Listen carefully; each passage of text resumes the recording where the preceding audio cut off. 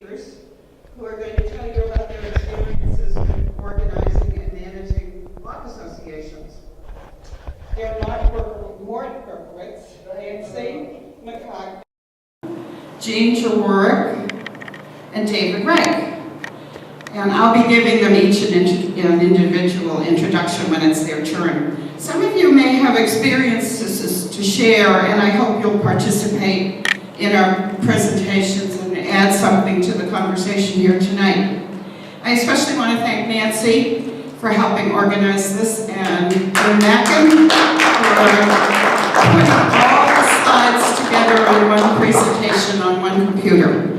So before we get to our evening's topic, I want to make a special appeal for the Youth Hostel on Giving Day. They have a wonderful Explore the World scholarship program that allows young people of very limited means to have an international trip for their education or for a service project. And if any of you are interested in contributing to that, I'd be glad to speak with you after the meeting. Another way you can help the hostel, who gives us this space each month, they're looking for any of your old New York City books. You can bring them over to the hostel front desk and leave them in a bag for Emily Gallagher. So, when we first conceived of the program tonight, I did a very quick, not in-depth search to see if there were any block associations in New York or block activities before the 1970s, which is when I think we're starting tonight. I found one in 1916. There was a block association on East 79th Street. They were having a very whoop-de-doo Shakespearean welcome spring event for the block and for the school that was on that block. Another more serious effort with organizing by blocks was in 1932. During the Depression had really taken hold, and there were lots of people who were literally starving to death in New York. And there was a big effort, privately done, because there were no government programs for that then, to organize block by block to have captains who would go out and try to find families that needed food, people who'd lost jobs. And that was another effort to organize blocks. So this brings me to our first speaker for the evening. I'm very grateful to Mort for coming.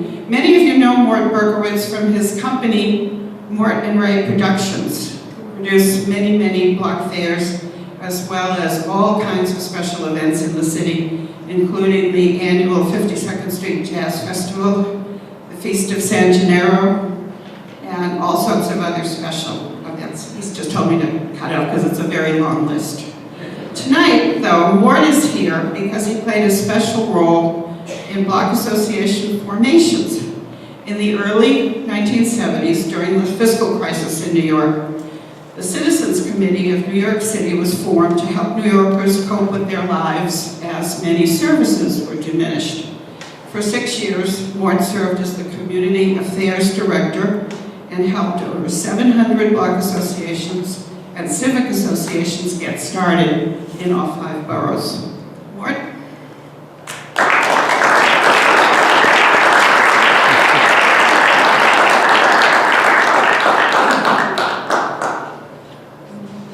Can you hear me back there, Marge? Yes, I can, Mort. Thank you, here.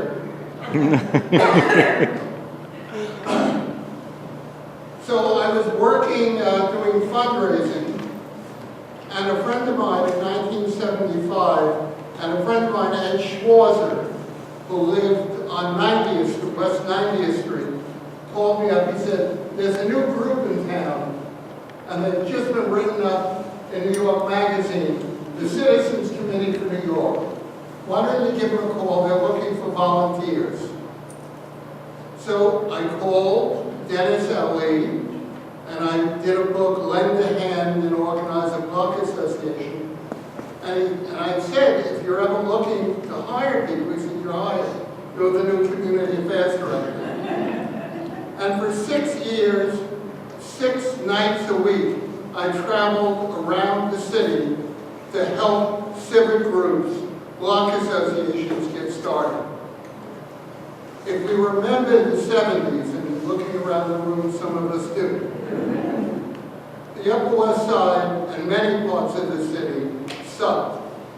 I mean, there was drugs here, riffraff here, etc. On my block on West 84th Street, it was shoot up here, drugs here. You could get mugged any way you wanted, you had no problem. So as I started going block by block, and that's exactly how we did it on the Upper West Side. The first block association on the Upper West Side was on 69th Street. Then there was the 83rd Street Block Association with Gerson Fade. Then we went up. A woman named Neela Wyman called me one day, lovely woman, and eventually she became the head of the citywide block association movement, which is actually headquartered at City Hall. Because Mayor Koch was a firm believer in organizing locally, that people could do far more on their own block than they could, just individually. So, Neela called one day and said she lives on West 80th Street off Columbus, and they're having a meeting and they'd like to have a block association. So in my capacity as community affairs director, I met with them and then I proclaimed them the 1/2 West 80th Street Block Association. And they said, what do you mean 1/2? I said, well, on Amsterdam Avenue, if you walk that way, everybody is on the block for Hispanic. And down at this end on Columbus, everybody owns a brownstone. And the reality is, nobody knew each other. And so we went to the community affairs officer of the 20th precinct, who helped bridge the gap and introduce Neela and people to some other terrific people at the other end, so they were together. One of the things that many block associations did, whether you were on 80th Street, 90th Street, or 100th Street, is you chipped in and got a security guard. The guard to make you feel safer walking up and down. The other thing was to put in high-intensity sodium lighting so you could actually see what's going on in the street. And it made a remarkable difference. Now, on my block, we formed a volleyball game.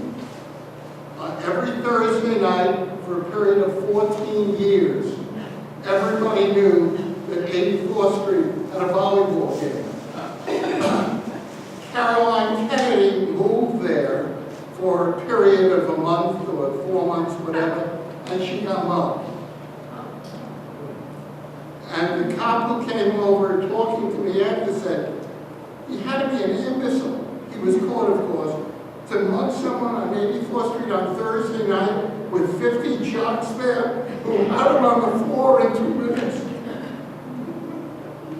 104th Street Block Association, 102, 103, 106, which has been terrific and still exists.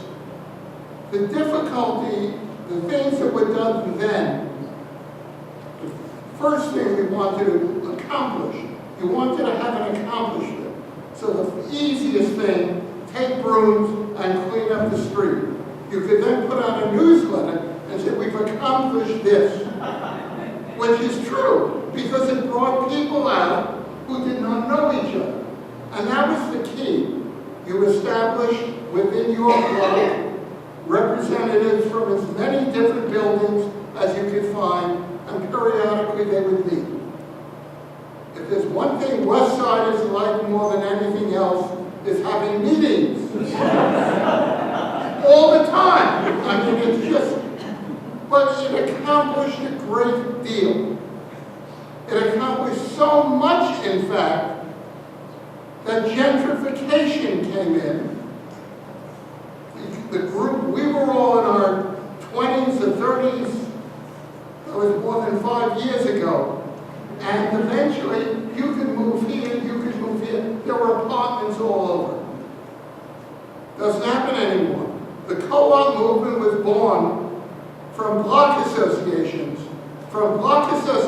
making their blocks safer and friendlier, where people got to know each other than anything else. And I think it's been great, but then, you know, I got married, I had children, and you have different responsibilities, and you hope that other younger people come in to take over. I'm not sure that that happens to the degree that it happened when it was vital, because the city was broken individually. You did not feel too terrific about what was going on. And Broadway, it was prostitution all over. And the captain of the 20th precinct said, if you can put some high-intensity sodium lighting on Broadway, people would take a look at what they're renting and not do it. Zabar's owned a building, if you recall, on 80th Street, right around the corner. It was a house of prostitution. And after a long period of picketing, they emptied it out, and that's where the appliances are on the top floor today. That's what it was before. It was neighbors acting together, whether they were rich, poor, etc. There were people of good nature and good faith working together. Our block association was formed because at the time, when I first moved to the West Side, I didn't know anyone. And I didn't know anyone. And Mayor Beam had just proclaimed 84th Street the worst street in the city of New York. And there was a black actor who lived on 84th Street who worked nights. And he and I would get together for several hours every day, stand on the corner of West End Avenue and 84th Street. And somebody walked by, hi neighbor, and what do you say when you see two big guys on the corner? Hi! And after a while you became friendly, you knew each other, there were names and faces, and it changed the neighborhood. Whether it was 90th Street, you all know the Patty Hearst when was on 90th Street, when she was kidnapped by the SLA. Well, she lived between Riverside and West End Avenue. That was not a block that was organized. It never did. But most of the other blocks really did a great deal. And 89th Street, one of the great things that the 89th Street Block Association did, they had an ugly wall where the movie theater was. And they did a big event. They invited 100 artists to come in and do murals. And they selected one, and they did a street fair after that all the time. There are celebrities on every block. If you do history, if you're doing research, and you find out someone on your block, in your neighborhood, Humphrey Bogart lived on 94th Street, right off Broadway, 250 West 94th. You then hold an event. People come out. It was really wonderful. To me, it was the golden age of the Upper West Side until co-oping came. And when co-oping came, you had the internal disputes with the boards of the co-ops, with this, with that, and it changed. And now, thank you very much. Okay? Thank you.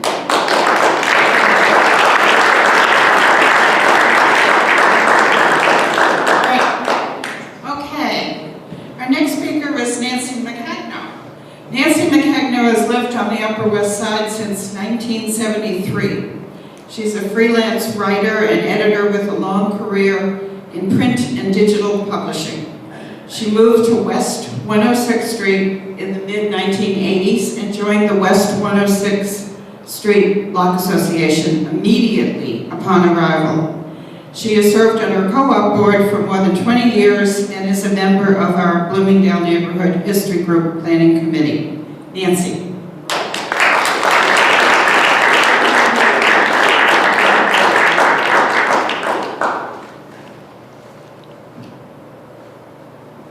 Thank you, Pam. Good evening, everybody, and thank you for being here.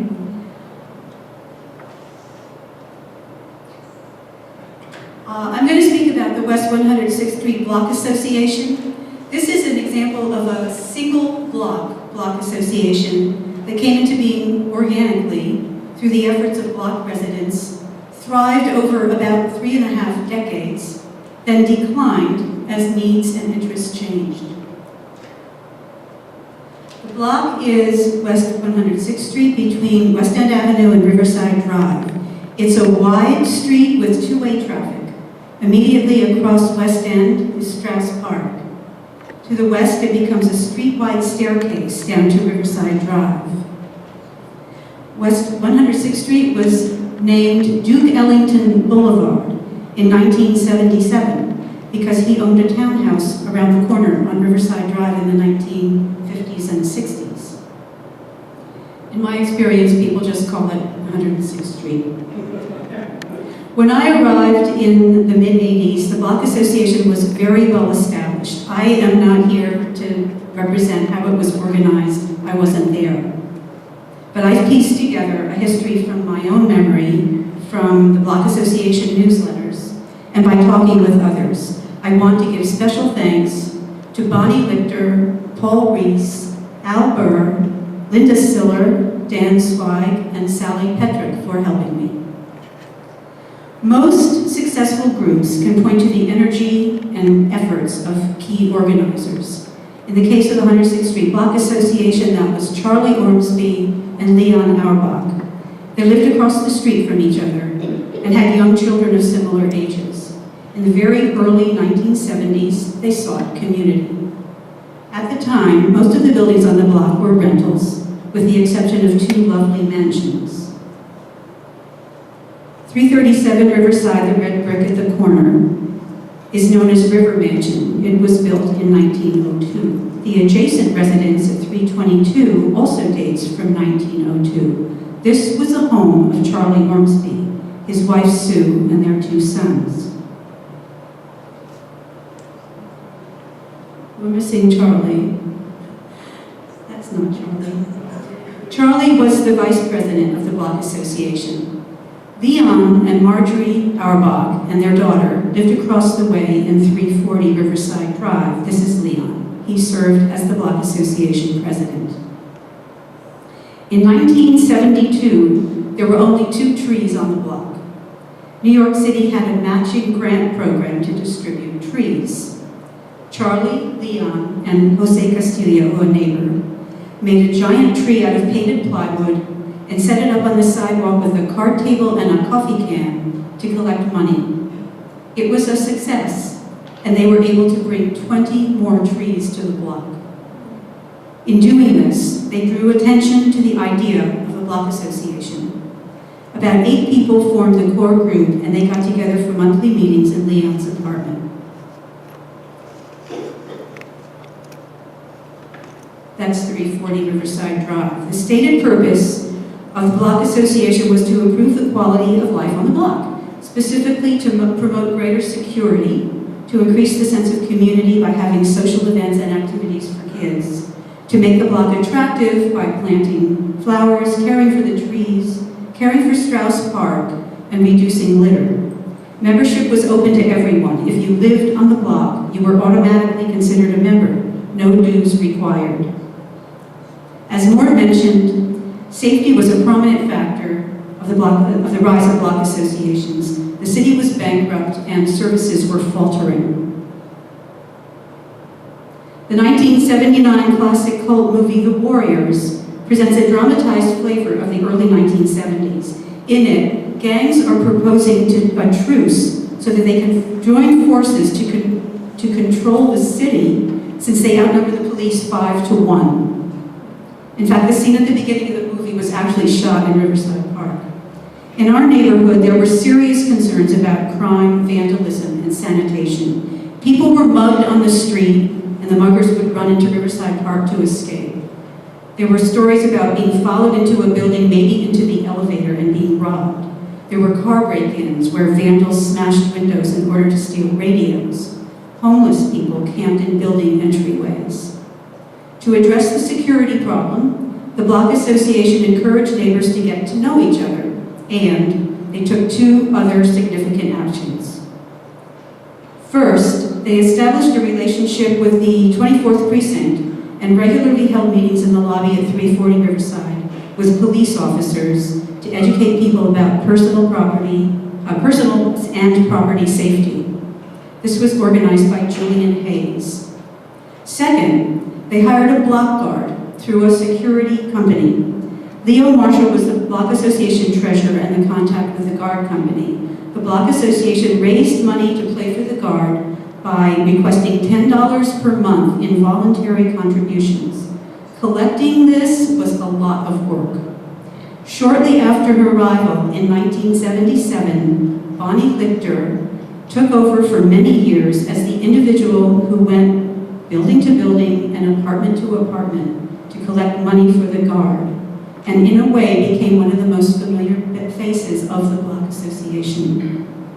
Later, after the sum of the buildings went co-op, Charlie Ormsby had the idea to have the fee added to the shareholders' maintenance bills. This helped, but it still required wrangling all the rental buildings and those who had not yet signed up. The guard became a visible and important presence. He patrolled in uniform on Wednesday through Sunday from 5 p.m. to 1 a.m. He greeted residents, urged homeless people out of doorways, looked out for cars parked on the block, and kept in touch with neighboring block guards, including 107th Street, 104th Street, and 102nd, 103rd Streets. If he saw something suspicious, he was equipped to call the security company or to report problems directly to 911. But most effective was the deterrence of his being there. Residents appreciated the guards and were generally friendly. James was one of the favorites. When he died in 1987, the Block Association collected money for his family. Seedy went on to become a doorman at 340, and Jose became a doorman at 310, and both of them are still there. At its height, the Block Association had numerous social and beautification activities. Fundraisers and raffles were held to support these, and there were bake sales and sales of t-shirts and buttons as well. The handsome rendering of the block, shown here, was drawn in 1986 by Guy Langetot, an artist who lived in 315. It adorned the back of the t-shirt. Activities included block parties, film festivals, concerts on the block and in Straus Park. Sometimes the street was closed off to traffic. A Block Association newsletter communicated about events and issues, edited by Elizabeth Yeoman and produced by Raymond Cadet. Each fall and spring, block residents and kids planted flowers around the trees and in Straus Park, all coordinated by Mary Walsh. There was a Halloween party in the lobby of 340 for years. Holiday caroling was followed by an annual party at the Ormsby's home. There was even a cookbook, a collection of recipes from block residents put together by Barbara Stanton, Linda Siller, and Karen Newlap. Maybe some of those recipes were used for the progressive dinners called the Movable Feast that moved up and down the block into various apartments. There was another event that was unique to this block. Its genesis was this life-size bronze equestrian statue at the west end of 106th Street, overlooking Riverside Park. This commemorates General Franz Sigel, who immigrated from Germany to the United States in 1852 as a political exile and went on to serve in the Civil War. He died in New York City in 1902. The statue by sculptor Carl Bittner was unveiled in 1907. It's mounted on a pedestal at the top of the staircase to Riverside Drive. It's quite impressive. This, however, is the view that presents itself to the block. The prominence of the horse led to the tradition of a celebration known as Franz Siegel's horse's birthday party. The celebration was held annually in the spring. I had an unlikely experience related to this. One day in 1993, I was bicycling in Yonkers and quite randomly met relatives of Franz Sigel. When they learned of our tradition of celebrating the horse's birthday, the great-great-grandson of Franz Sigel loaned us original photographs of the 1907 dedication ceremony to display at the next party. The event ultimately reached official status. The last birthday party featured a proclamation by the Office of the President of the Borough of Manhattan, Ruth Messenger, pronouncing March 22, 1996 to be Franz Siegel's horse's birthday. In 1979, buildings on the block started to go co-op, beginning with the two large mid-block buildings, first 310, then 315. Then in 1981, 340 Riverside Drive, and in 1991, a smaller building, number 308. The larger co-ops had doormen whose presence helped make the block safer. In the years after they went co-op, and this goes to what Mort was talking about, there started to be turnover in these buildings. People flipped their apartments and left the block, and slowly, gradually, the neighborhood makeup began to change. Everyone was working, women and men, and people had less time. There started to be babysitters and nannies, and the social fabric weakened. Then, when federal money for policing started to flow to cities as a result of the 1994 crime bill, safety improved, and the sense of urgency to have an individual block guard lessened. On West 106th Street, interest in funding a guard waned during the early 2000s. At the end of 2007, the block guard was discontinued. Overlapping these broader developments were two important changes for 106th Street. First, in 1989, Charlie Ormsby died, and the Block Association lost one of its key drivers. Second, although Leon and others carried on with the Block Association, by 1990, their interest began to turn more and more to Straus Park. This small triangle park at the end of the block is bounded by 106, 107th Streets and West End Avenue and Broadway. Back in 1977, the Block Association had informally adopted Straus Park and became dedicated to its care and maintenance. With the support of the Parks Department, they took responsibility to regularly plant flowers, paint benches, sweep walks, and generally try to keep it in good repair. But with the passage of time, the park deteriorated and had become a resting place for vagrants. By 1991, Leon led a group, including members of the Block Association, that prevailed on the city to rehabilitate the park, and between 1995 and 1997, Straus Park was renovated and expanded. The new park was dedicated in April 1997. Here it is today, in a view looking toward the West 106th Street block.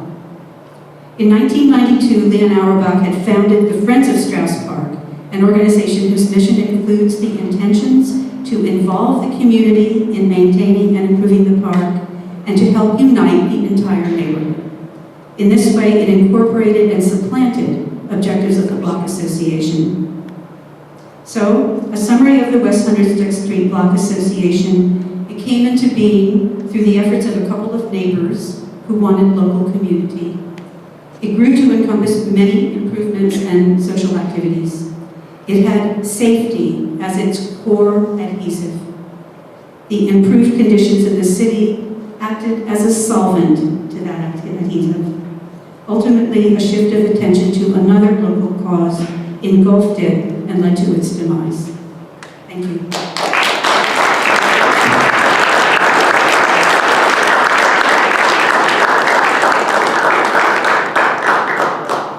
Thank you, Nancy. That was good. So that was a block association that, for all the reasons Mort alluded to, came and went, but developed into something else. So not all bad. Our next speaker is Jean Jaworek. I'd like to introduce her now. And she was born and raised in northern New Jersey and has lived most of her adult life in New York City, much of it in Manhattan. She spent the majority of her working life in a B2B publishing company and routinely advises young people who express interest in a publishing career to first consider a more lucrative trade, such as plumbing. She became involved with the planning and digging of the now defunct West 102 Street garden in the early 1990s. That experience served as her gateway drug and to other forms of nonpartisan, unpaid community engagement and service, including membership in the Northwest Central Park, let me make sure I get the name right, Northwest Central Park Multiblock and Duke Ellington Boulevard neighborhood associations. Jean firmly believes it's not over till it's over. The Jets will not win the Super Bowl again in her lifetime.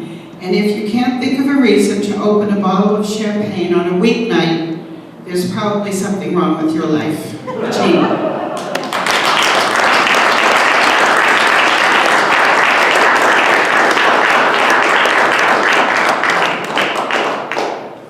Thank you very much for having me. I'm delighted to be here. This is my first time holding a microphone, giving a presentation, and also trying to work a slideshow, so you'll have to bear with me. I am here to talk to you about the Northwest Central Park Multi-Block Association, Inc., as it is incorporated. And it's not an organization whose name I was involved with choosing. I think I would have chosen something short. That's what my usual disclaimer. I did want to put this within historical context, that is the origin of associations in general. You know, in de Tocqueville's Democracy in America, he observed and wrote extensively about associations. He was fascinated by so much of our American behavior, but in particular, he was really interested in our ability and interest in organizing with others.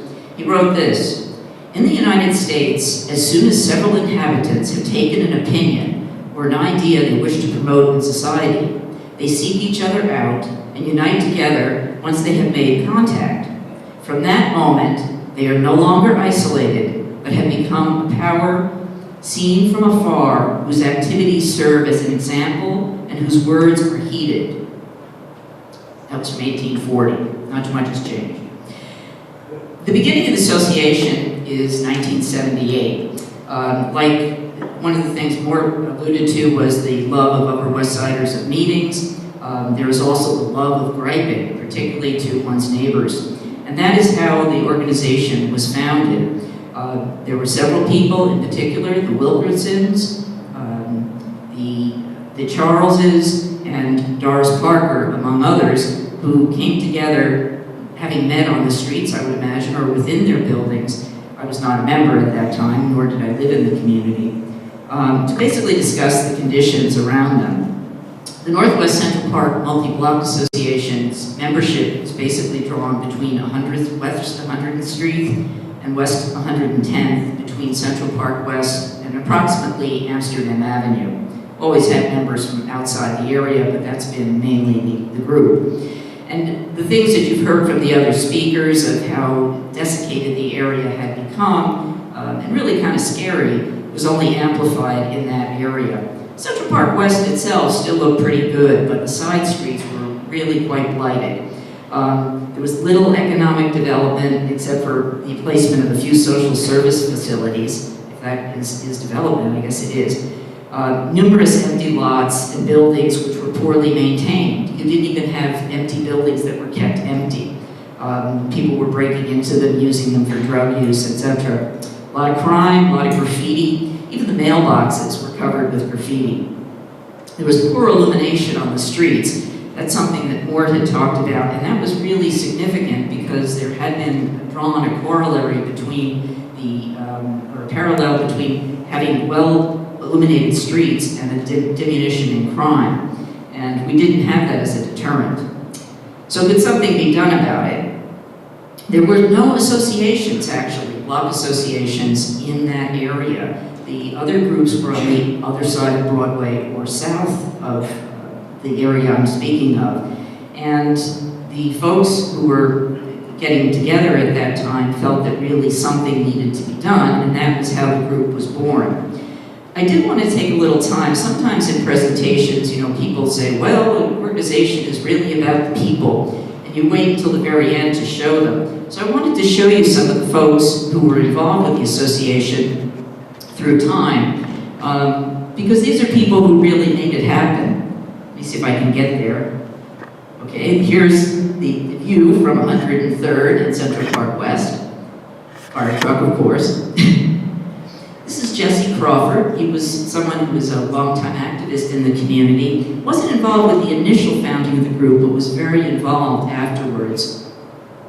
Doris Parker, one of the original founders, someone very well known to many people in the community, her involvement with the location of drug rehabilitation facilities, most likely born of her marriage to her husband, the late Charlie Parker, who of course was a terrible addict, and she had often thought that had those facilities been available to him, he might have lived to at least some age. Mary Macagno, again, not an initial member, but someone who joined early on.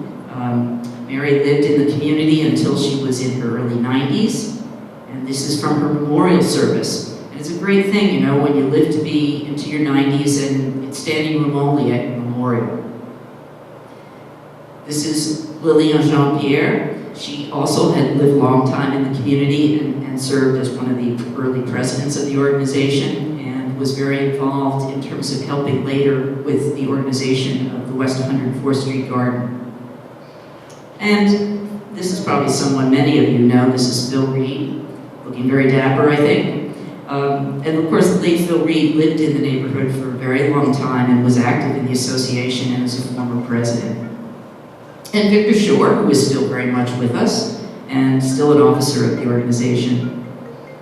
And the late Carl Porter, someone who's a noted musician and also served as president. And finally, this is just a cute picture of Marion Phoebus.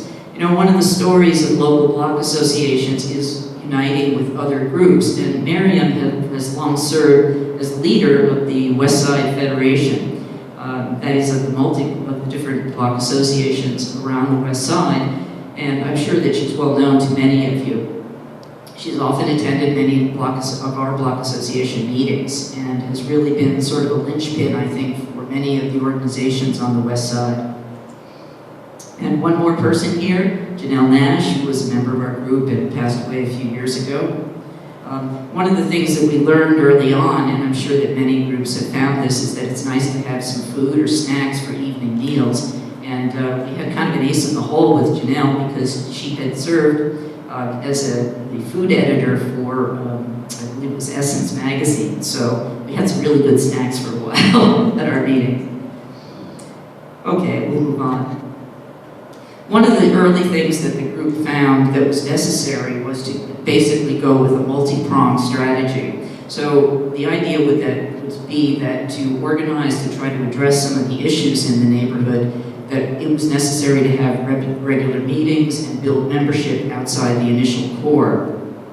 They found a regular meeting place very, very nicely. It was free for our use at the Baptist Church on West 108th Street. I'm sure many of you are familiar with it off of Central Park West. We did have to charge dues because in those days, pre-internet, no email, you had to mail to people if you wanted to reach them or call them. We did have fundraising as well. There was a regular street fair with a flea market that was quite well known apparently around the community. People love street fairs, and they also love flea markets. I'm often baffled by the latter, although I love street fairs myself, because particularly when they are helping sponsor organizations, I enjoy feeling good about eating heavy saturated fat foods. There was petitioning, of course, for different issues that the group was involved with, but the main thing that the group tried to do was to build community, because the neighborhood was very diverse at the time in terms of both racially and socioeconomically, and we wanted to be able to include as many people as possible. There was also the strategy where there were concerns where we felt it would take political clout that we would have to go to the politicians. So that was one regular point of contact. We did have a number of people, including the Charleses, who were quite active in partisan politics. The Multiblock Association stayed away from that, but we were willing to reach out to the politicians when it was necessary. And also, as I mentioned before, there was involvement with the Federation, and to be present at the community board meetings, Community Board 7, particularly issues related to the neighborhood, things with the Parks Department, things with transportation and that nature. In time, the group was incorporated and went with its logo. The initial logo was of linked hands in a kind of a trifoil type of arrangement, and we settled upon something where it was just two hands grasped across the letterhead at a later date. In time, because of some of the successes of the organization in terms of getting better lighting, for instance, the point, I don't want to dwell too much on lighting, but at one point the city had decided that one of the ways to save money was to put in lower wattage lighting. Now, at a time when crime was increasing, this may sound really absurd that you would think about doing this, but nonetheless, many lights were purchased. So in part, the Block Association, like other associations, had to really petition the city to get higher amperage lights so that they were brighter out on the street. The other thing was that people did individual sort of actions. Mr. Charles found a way to go to the post office and he got a bucket of paint from them and would regularly paint the mailbox to basically keep Chris 217, one of our local graffiti artists, from keeping his tag all over the neighborhood. Many times when we had ongoing meetings, we would meet on a monthly basis, usually the last Monday in the month. Apparently it was determined that that was a time when other Upper West Side meetings were not taking place. And these meetings became an opportunity to share information.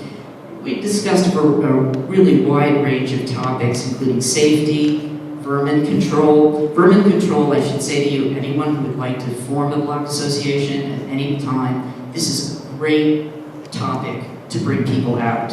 People get really exercised about bed bugs and rats. And of course, also things like emergency preparedness, having the police department come out as well to tell people, simple techniques in terms of keeping yourself safe, like locking your door. A lot of people leave their apartments and leave their doors unlocked. I always find this interesting. Of course, I do it too. Anyway, also we've had the MTA on a number of occasions come and had been successful in terms of preventing them from totally cutting out the M10 bus, which was one of their plans at one point. And of course, also trying to keep commercial traffic at bay. Central Park West is not a commercial street, it's a residential street, and the amount of commercial traffic that's been sent there on occasion has really been a problem. The noise, the pollution, the idling trucks. So that's something we've stayed after over and over again with letter writing and just again reaching out to the authorities. Basically, most of the activities, I think, of each of these block associations has been advocating for better quality of life. And I think it was particularly critical when the Multi-block Association got going in the neighborhood as it was. Just to give you an idea, though, things didn't actually just turn around right away. There was the Wall Street collapse in 1987, and that led to some dislocation in the neighborhood. Crack hit in the late 80s, and that was really a problem with crime and crack vials all over the place. That was a safety concern as well, just in terms of the amount of crack usage by the entrance to Central Park and 103rd Street. There were so many vials that were dumped that it actually was like skiddy underfoot. I'm talking like hundreds being left there overnight. And also in the early 90s, there was a recession. And the area actually in the early 90s, if anything, had become even more dangerous. The murders, there were 18 murders in the 2-4 precinct in 1990 and 23 in 1993. Compare that with 217, where there were only 2. Big improvement. But also other factors about crime, like rape. There were 35 rapes in 1993, reported anyway, and only 14 in 2017. Although we'd like to see that go lower. And of course, robberies were a big issue. You know, we were up in the 1,000 mark, and now we're down to 140.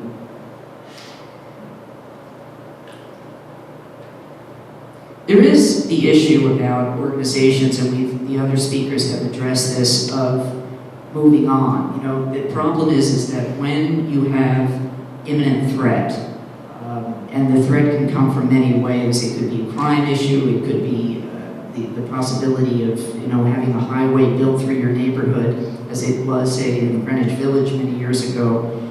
All of these things, when they are gone, leave kind of a vacuum. People don't feel the imminent need to come out to meetings or participate in an organization. But one of the things the Block Association was able to do was to work with some new folks coming into the neighborhood to build the West 104th Street Garden. The garden has been now in existence since that time. We recently were involved with rewriting some of our rules and have just submitted new bylaws to the Parks Department. I was involved with that, and if any of you want help writing bylaws for any of your organizations, please don't call me. I will not be available. This is a picture of the garden. Another little picture here. Some flowers. And this is nice. It's a small picture, but you see here the arbor. And Jesse Crawford, long ago, had dreamed that the garden would have a rose arbor in it, and we named the arbor after him. He had passed and unfortunately didn't live long enough to see it planted. One of our meetings. Always putting out meeting notices, always putting them on pillars outside the buildings, even though that might be illegal. It's the only way to get people out, along with calls and just staying in touch with people. The other problem with organizations, as Mort pointed out, is that people tend to age out. People move on. And then there's the issue of, should you just dissolve the organization? And we faced that some years ago when we had diminished attendance on our meetings. We had reached out to the organization, and most of the members felt that even though they weren't active, that they didn't want the organization to dissolve, because they felt that basically if the parent organization dissolved, what would they do if there was a crisis? And of course, the garden has continued, and it's actually grown in membership and is very active. It's, you know, got its own budget at this point. And unfortunately, I think it's siphoned off some of the folks who might have been more active in the larger community. But they're still active, and maybe that's the way the organization is evolving, that it will become more of the core operation of keeping the garden and the other activities that are related to it, such as environmental action and composting, involvement with kids. I do think, too, that when people think about block associations in general, you know, do we need them now? And again, I think maybe now we need them more than ever, because in the future, the near future, we're going to be facing some environmental issues and others that are going to impact us not just as a large society, but also in our own communities. We tend not to think about that, but I believe that that is the case. And there is power in collective action, as de Tocqueville pointed out. When you have an idea that you want to promote, you often can find others who are like-minded. And if you have a message that is strong enough, you actually can have that message heard at City Hall, Albany, or Washington, D.C., and even by the MTA. You know, I wanted to leave you with at least one anecdote that I thought might be emblematic of the sort of thing that a block association can do.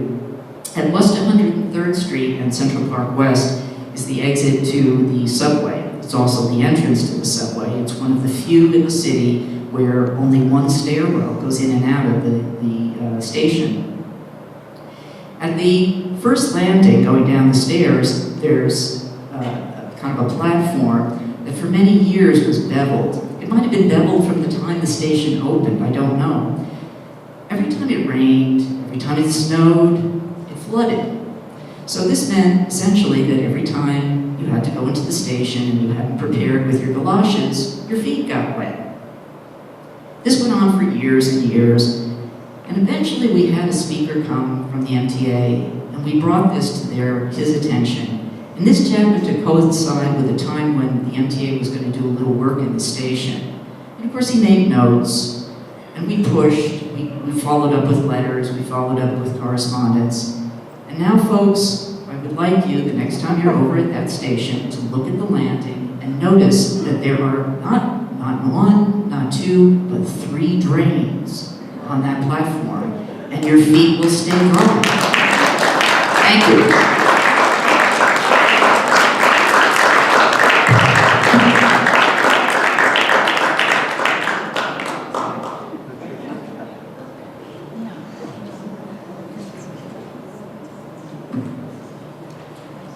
Okay, and we wind up with David Reich.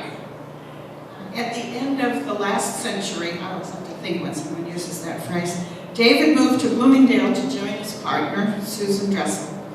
He'd been living in a small town in northern Westchester where he worked at IBM Research for 35 years.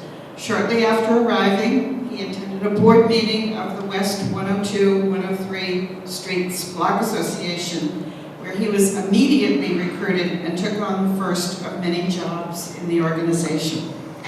Over the past 8 years, he was at various times security coordinator, newsletter editor, treasurer, database manager, and chair of the board. He eventually left the board to become involved in the founding of Bloomingdale Aging in Place, BAiP, while continuing as co-editor of the newsletter through 2012. David.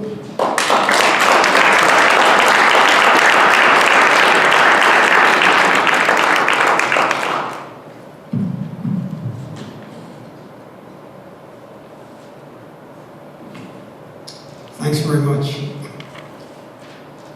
Before I left Hawthorne, New York to move to West 102nd Street, I was putting stuff out at the curb when a neighbor came to say goodbye. "You were such a good neighbor," she said. "We never knew you were there." Here in Bloomingdale, many of us like to know that our neighbors are there. So we create organizations to look out for each other and improve the neighborhood. When I attended my first meeting as an ordinary resident, I was quickly asked to join the board as security coordinator. And Jock Davenport, the newsletter editor, chose to use me as the subject of a front page article in the next issue. Quite a different welcome from my farewell to the suburbs.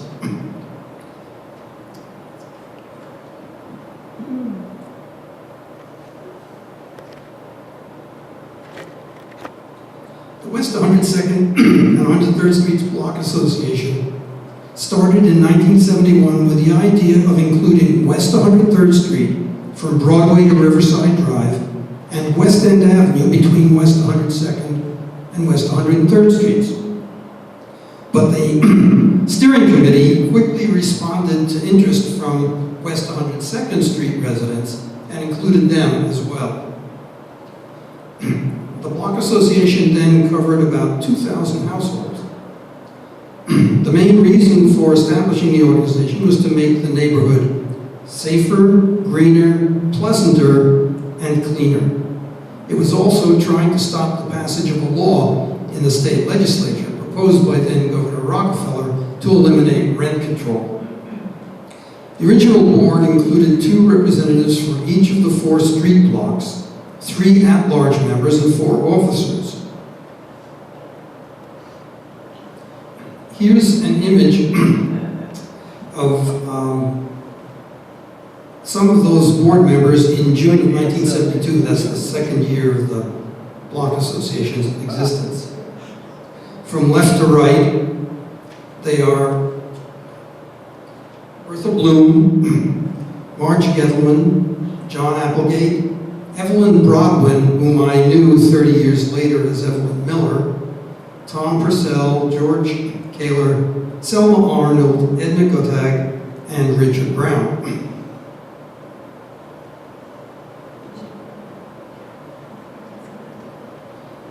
By the time of the first newsletter in May of 1971, the association had 400 paid-up members at $15 a quarter. The membership was voluntary, but was needed. Communication was critical to keeping and increasing the membership, so a newsletter was started.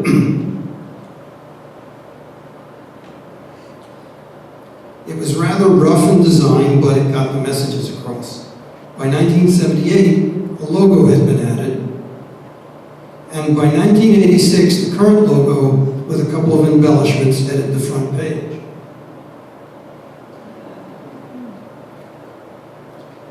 A similar development happened with the Block Association's website. Here's a very early version of a very rudimentary homepage 10 years ago, and here's the current homepage. The newsletter is still a quarterly paper publication distributed by volunteers to all the buildings in the Block Association. In addition to delivering information, it delivers a contribution envelope that reminds the recipient to pay their quarterly dues.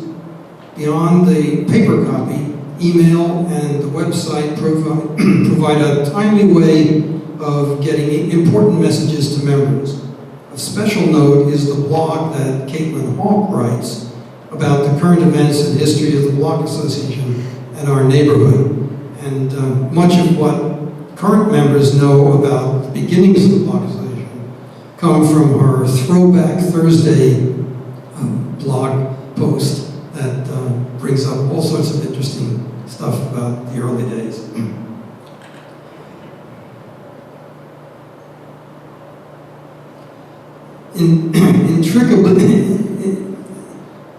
Very much linked in the beginnings of Block Associations were crime and finances. In the past 47 years, the Block Association has raised money mostly to pay for security guards on our blocks. At the beginning, there were 2 guards, one for West 102nd, one for West 103rd Street. There was even a 3rd guard for a short time in the 1970s in response to the mugging of some children in Riverside Park. From time to time, the newsletter carried pleas for more funds as the Block Association's assets were drying up. Here's an example from 1990. When I moved here about 20 years ago, it was fairly common to see shattered glass on the sidewalk where a car window had been broken by thieves. It even happened to me once in those days when I parked overnight in front of 865 West End Avenue, where there was a doorman, though nothing was taken from my car. Now it's rare to see evidence of that sort of crime in our neighborhood. In the early years, the Block Association held its annual meeting at the Equity Library Theater in the Master Apartments building until the ELT closed in 1989. That's the Master. It's on the corner of Riverside and 103rd. As early as 1978, the Block Association had an official liaison with the organization that was then called the West Side Federation for Senior Housing. It's now called the West Side Federation for Senior and Supportive Housing, WISH-FISH as we know it. By 1980, they opened their first building, the Marseilles.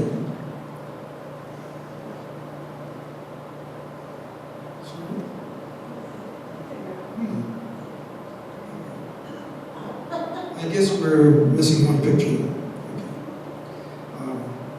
Continue.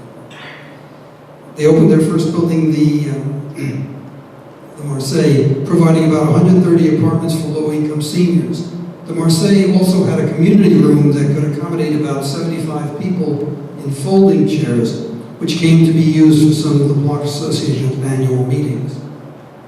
In addition to annual meetings for general membership, the Block Association also held monthly board meetings to which non-board members were invited. That's how I got started with it. In the early 1980s, that meeting was held at 306 West 102nd Street, which was informally known as St. Luke's House, and then formally known as the Addiction Institute. That good relationship with St. Luke's House continues to this day, not only for board meetings, but also for the annual Halloween parade, during which the house management and residents decorate the building and contribute tables and baked goods to the celebration. We get about 200 kids coming out in costumes, parents in costumes, dogs in costumes, and we shut off 102nd Street between Riverside and West End, have the kids march around the block to 103rd and back, and there are goodies at the end of the march. Other organizations that the Block Association works with are Semi-Perm, the Settlement Housing Fund's building for formerly homeless single-parent families on West 102nd Street on the other side of Broadway, on the east side. The 24th Precinct's Community Council, and the West Side Federation for Neighborhood and Block Associations. That's the organization run by Miriam Phoebus, who we saw just a little while ago. Mort mentioned Humphrey Bogart living on 94th Street. Humphrey Bogart grew up on 103rd Street. And, whoops, oh, there's the Marseilles, a little bit late. So, many notable people have lived within the neighborhood of the Block Association, but few are remembered officially. In late 2005, Gary Dennis, the owner of Movie Place, an independent video store on West 105th Street that closed at the end of 2006, started a campaign to name the block of West 103rd Street from Broadway to West End Avenue for the movie star Humphrey Bogart, who had lived as a child at number 245. The building is one of 5 brownstones owned by the New York City Housing Authority. With the Incorporation of the Block Association and a great effort on his part, Gary saw the naming of Humphrey Bogart Place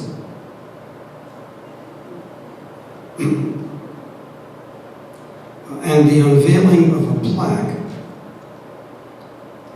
on June 24th, 2006, in an official ceremony attended by Bogart's widow, Lauren McCall. So there's Lauren McCall with Gary Dennis. At the time, I was heading up the Block Association, so I had the honor of escorting McCall from her car to the podium.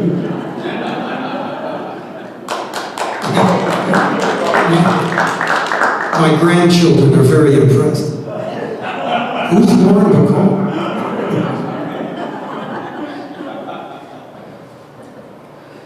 Okay. One of the things we did was that at the annual meeting of the Block Association on March 25th, 2010, the topic was establishing landmark status for all of West End Avenue. We had folks come in to talk about that. It occurred to Hetty Campbell, a veteran member of the Block Association, that recognizing the contribution of longtime residents was a worthy goal as well. Thus was started the Members of Long-Standing Honor Roll for those who had lived within the Block Association's territory for 50 years or more. The first call for members turned up 11 people, of whom 4 were available for a group photo. So, one last item. The leaders of the West 102nd and 103rd Streets Block Association, along with the West 104th Street Block Association, were largely responsible for the creation of Bloomingdale Aging in Place in 2009. It has grown beyond its original boundaries, but the Block Association model of free membership and all volunteer operation has been retained. The notion of building community has expanded just from the original blocks of the Block Association to an organization with about 1,400 members at this point. I'm sure many of you are members of BAiP, and has reached out to an area from 96th Street to 110th and Riverside Drive to Central Park West, encompassing areas of the block associations that have been described here tonight. So now I'd like to ask Ginger Leaf to come up. Ginger has been a long-time member of the Block Association and the archivist who has kept track of all the old Block Association newsletters and many, many other things, has been involved with this organization as well. And Ginger, could you come up, please?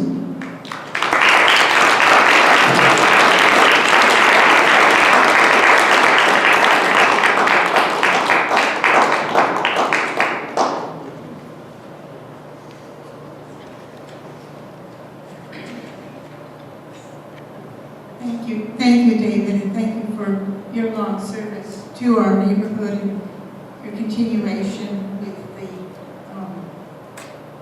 Bloomingdale place. Okay, I was a little bit wrong. Okay, but I thought maybe I could add just a little bit to it in terms of some of the early activities. I became a member of the Block Association in 1982, 10 years after it had begun. And like David, when I came the first night, I came as a response to a notice in a newsletter.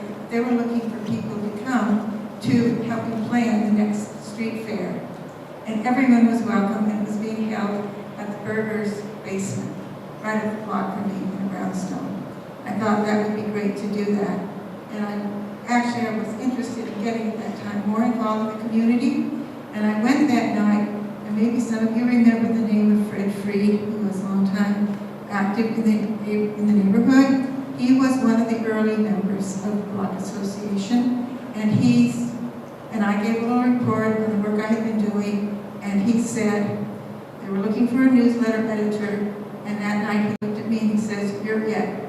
And the next month, that was in February '82, in March '82, I did my first newsletter with the assistance of Fred Freed, with the beginning of putting on that June, and this is what I wanted to speak to just shortly, because it went on from there, and I got involved in putting on these street fairs, and that street fair was the tribute to George Gershwin, and it was a wonderful success, and we brought out many people, and the artwork we did, and the work I was able to do with the others, and that's what I thought was that everyone in that neighborhood was people who spoken of that, the people that wanted to be involved and to share and to give. And I was working there with Sherry Trenary, an artist, and the Burgers were artists. And we really, wherever you were at, we were able to get in and do what you could. And there was learning going back and forth, and everybody was sharing, and we built it together. And so I was involved, and then I became the newsletter editor, stayed as a newsletter editor for 4 years, and the publicity person for the next 2 large block fairs.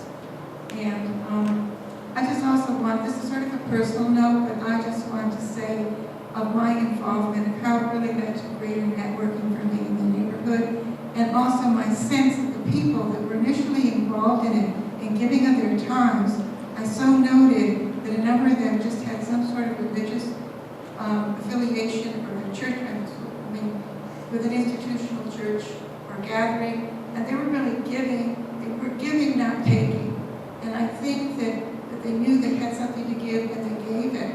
And it really led me to giving back and joining the St. Michael's Church, because I knew now what I wanted to do. I wasn't looking to be given to, but I was looking to give. And I really learned that from seeing my neighbors and who were these neighbors who would come out.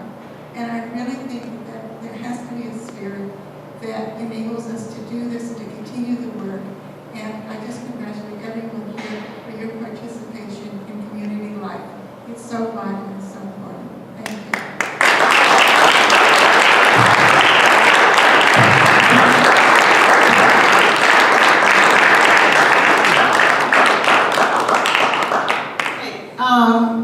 This is a chance for you to ask some questions or offer another story.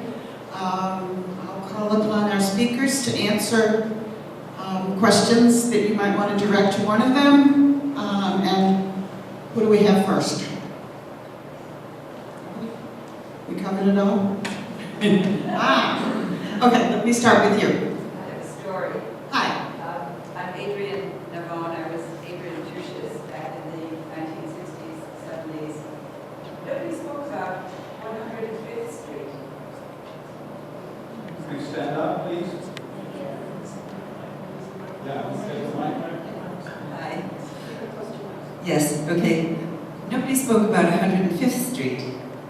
But in the early 70s, it might have been around 1971 when one of the other groups got started, because we had so much crime, muggings in the vestibules of those brownstone and whitestone buildings, and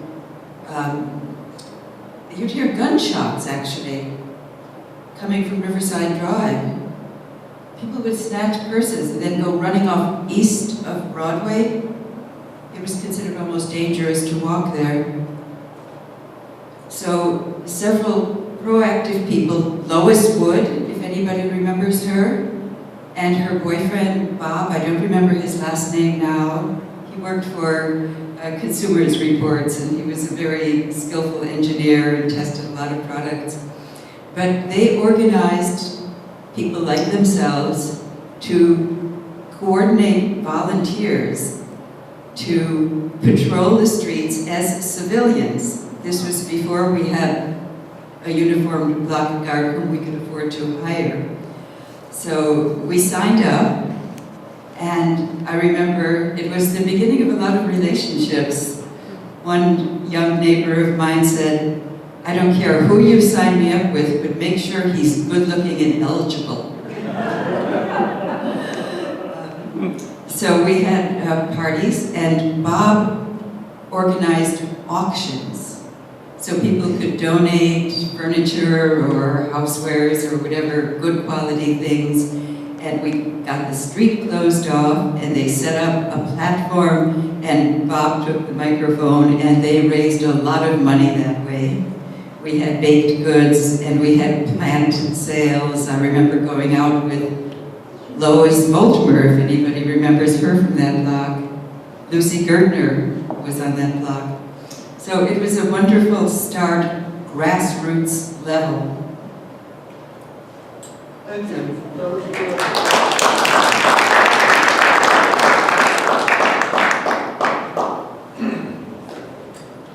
Thank you. My name is Dan McSweeney. I live on 111th Street. I've been involved with the West 111th Street People's Garden for the past year and a half, although I've always had an interest in it because I was a kid on that block. But my question is, there used to be a 111th Street Block Association. How do we reactivate that? Is there an official governance body? Do we register? I'm not sure how that works. You're talking about starting a new, replacement in a way. I think you just have to get some people together. I mean, there's nothing official that you have to do, but the Citizens Committee still lends a hand in terms of helping you get organized. No, nothing. I know nothing. You put a notice in each building. Pick a date. I would love to come down and give a spiel and get everybody, okay? There have to be a couple of issues, and you have to get people in each building and find the spot. I'll give you my number, and we'll get started. Thank you.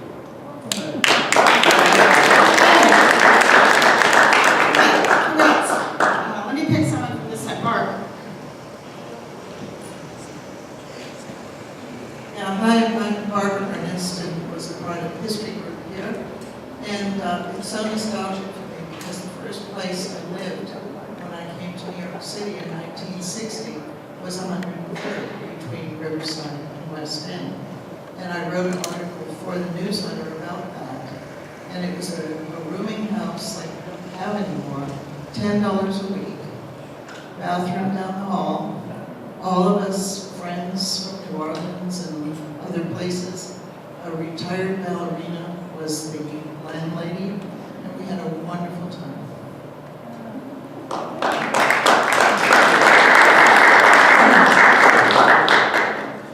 I'm just curious about the history of 108th Street. I remember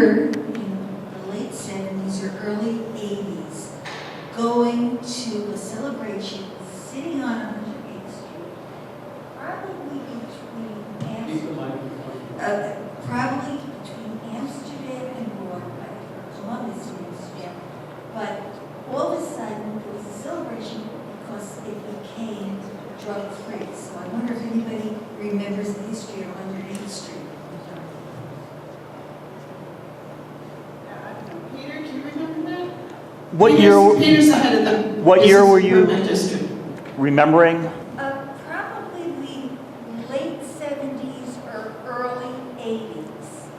And there was a big celebration on 108th Street.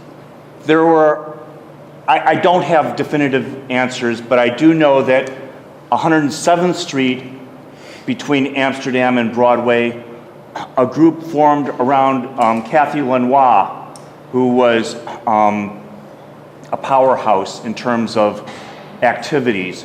And they got a lot of trees planted. They moved people along that were selling drugs. And that was a huge effort. 108th Street, there was Bruce James, who was involved later with the group called West, which was an industrial areas foundation organizing tool that worked with block associations and with churches or religious congregations in the neighborhood. And they were very active, but I don't know the specifics about around 1980. Those are the little bits that I know about that. I will mention that on 107th Street in Central Park West, Omar Garcia is here with his daughter, and they lived through some huge turmoil and how would you, Omar, how would you describe it? What?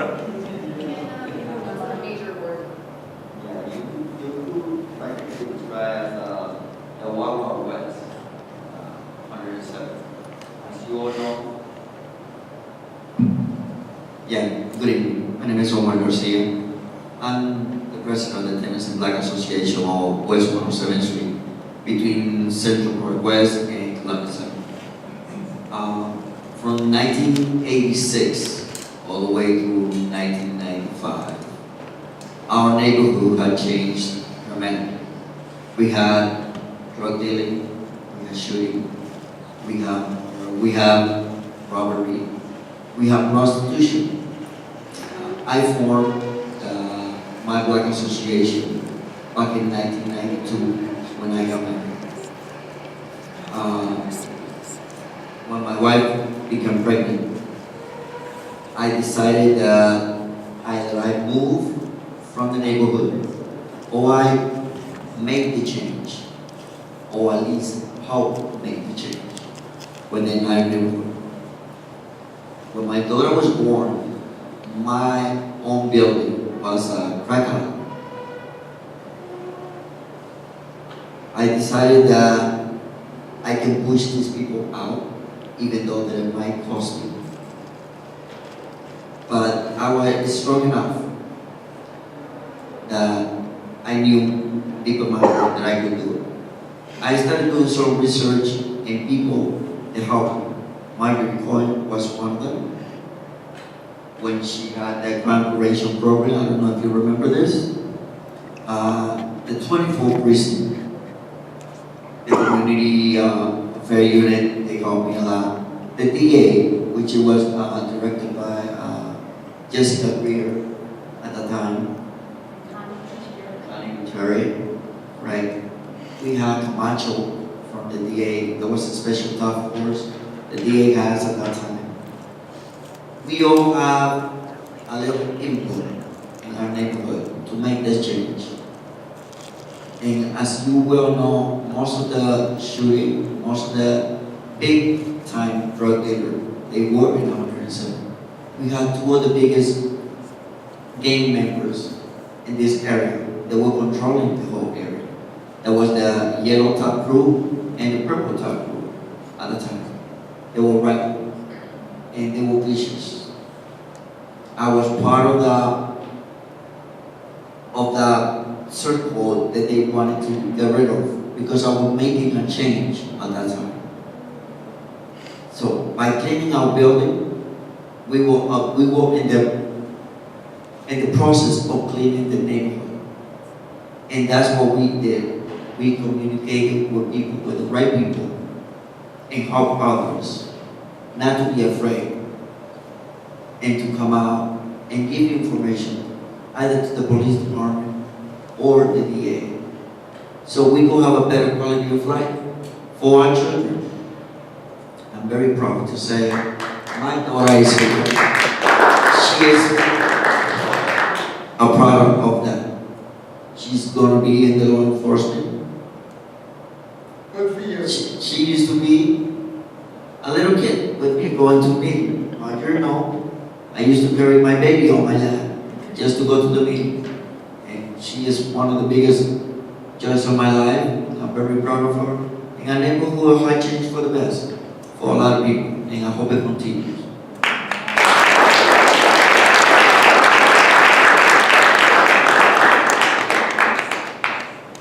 I'd like to say on that note that Omar stood up to the Yellow Top crew, or also called Young Talented Children. They had laser scopes that they could put little red dots on you and let you know that you were being watched. They shot a number of people in the neighborhood, and when they were finally taken out, it took police coming in with helicopters and over 100 police to take out a gang of 50 people. It took about 3 months later for them to take down the Purple Tops. But that was what Omar was facing with his block association back in that time. Okay, one more maybe, and then we'll wrap it for the night. I'm kind of a guest here because I come from 69th Street, but I'm from passport and everything. Thank you. Our block association, which I'm a member of, is going to celebrate its 50th anniversary.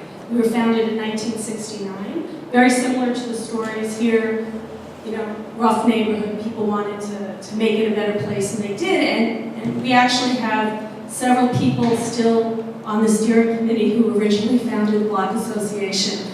So what drew me here was I heard Block Association in history, and we're working on documenting our history, doing oral histories, and so forth. So I came here to see if anyone knows anyone who's looking for and collecting that kind of information, because there's great stories that we don't want to get lost, because we think it's really important. History for the city, how average people change the city. We don't want to get that lost. Perfect note to end on. Okay. Thank you, everybody. I don't think I have another program to announce, but there will be one in January, more than likely. And if you're not on our email list to get the announcements, please sign up on the table on your way out. Thank you for coming. There will also be history walks with Jim Mackin every month, despite whatever the weather is. So just be aware of those.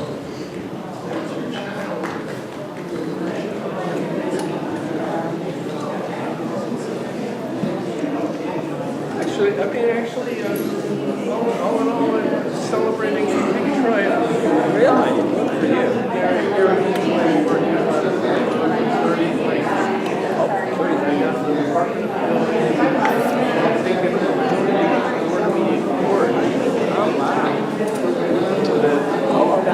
Rebuild chimney of the chimney that collapsed on